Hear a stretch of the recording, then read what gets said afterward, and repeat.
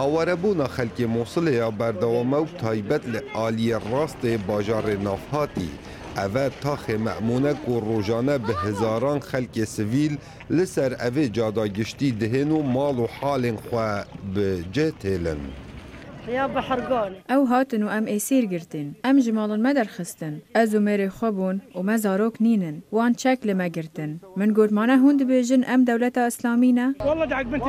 آف نبو ام وخون ام جتاق جدیدنه و ام رزگار بون و مبتنی رحمه خوده دوید وصا او خلک آوارد بیت وصا دیارکن کوچکدار داعش ترسا کامازن نیشا خلکی دابو افجا حتا نها باورناکن که هاتین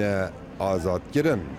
خلاص من نار جهنم ام جا آگر جهنم رزگار بون ام جوان گناهکاران رزگار بون گوتنا گناهکار که مد در حق وان دا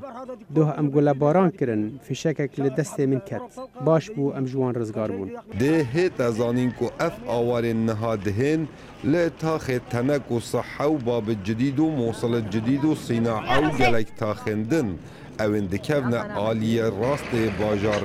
موصله ارواسا زیدتر 10 کیلومتران آواره ریکن پیاده دنه بر سنگ خواه داکو نکفنه بر قناصن چکدارن داعش. کاوا عمر دنگ امریکا موصل.